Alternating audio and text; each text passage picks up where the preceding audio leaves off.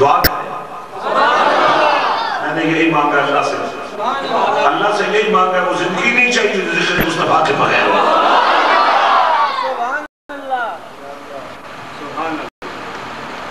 سمتنا فاتنا فکانا کعبہ قوسین او ادنا، پھر وہ دونوں ایک دوسرے کے قریب ہوئے.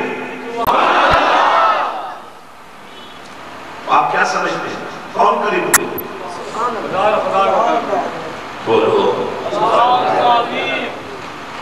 پکی بات ہے. اللہ اور نبی پاس میں دوسرے کے قریب ہوئے. پکی ہے ذرا پکے رہو. کسی تم تو یہاں پڑھے لکھے نظر آتے ہو، کسی چروائے سے جا کر کچھ لوگوں بھی کہے گا معراج کا مطلب ہے نبی پاک اللہ سے ملنے گئے. اب آپ کے گھر جا کر اگر آپ کے گھر میں قرآن پڑھا ہے اور آپ کو ترجمہ پڑھنا آتا ہے، اور اگر آپ کو پڑھنا نہیں آتا، اپنے امام صاحب سے کہہ کہ یہ ترجمہ آپ کو سنا ہے. اگر ترجمہ ہو یہ سمتنا فاتنا فکان کعبہ قوسین او ادنا، پھر وہ دونوں اللہ اور اس کے نبی صلی اللہ علیہ وسلم ایک دوسرے کے قریب ہوئے. اور اتنے قریب ہوئے جتنا دو کمان ایک دوسرے کے قریب ہوتی ہیں. اس پر بھی اللہ کو پیار آیا. آپ پیارے یہ دو ہیں، دو نظر آ رہی ہیں. او ادنا، اور قریب آ جاؤ. اگر ترجمہ ہو یہ پھر تو کہ ٹھیک. اور اگر ترجمہ ہو نا یہ اپنی مسجد میں بھی جاؤ، ہر مسجد میں جاؤ، ہر امام کے پاس جاؤ، لمبی چوڑی تفسیریں نہیں پڑھنی آپ نے، صرف اس کا ترجمہ. اگر ترجمہ ہو یہ کہ پھر وہ دونوں یعنی نبی پاک اور جبریل ایک دوسرے کے قریب ہوئے. حالانکہ جبریل تو وہ ہے نا جو سدرہ کی بلندی پر جا کر کہہ رہے تھے اگر میں آگے جاؤں تو جل جاؤں. لیکن اس مولوی کی بدبختی دیکھو، اس قرآن کا ترجمہ کرنے والی کی بدبختی دیکھو. کس نے کہا نہیں، سدرہ پر جو جبریل رکا تھا وہ رکا نہیں تھا بلکہ آگے جا کر.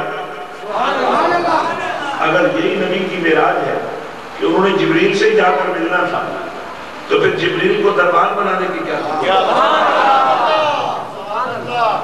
اگر یہ ترجمہ ہونا آپ کی مسجد میں پڑے ہوئے قرآن کا تو سمجھ لو اس مسجد کا امام بھی بے ایمان ہے، اس قرآن کا ترجمہ کرنے والا بھی بے ایمان ہے. پھر تمہیں ماننا پڑے گا کہ دین کچھ اور ہے اور دین ملا فساد فی سبیل اللہ.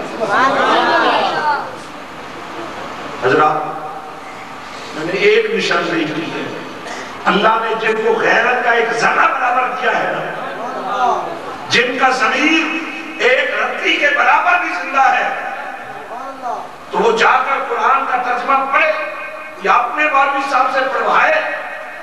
اور اگر جو میں کہہ رہا ہوں وہ ترجمہ ہو یا جو ساری کائنات کہہ رہی ہے وہ ترجمہ ہو، اللہ کا شکر ادا کرو کہ اللہ نے تمہیں راہ راست بتایا.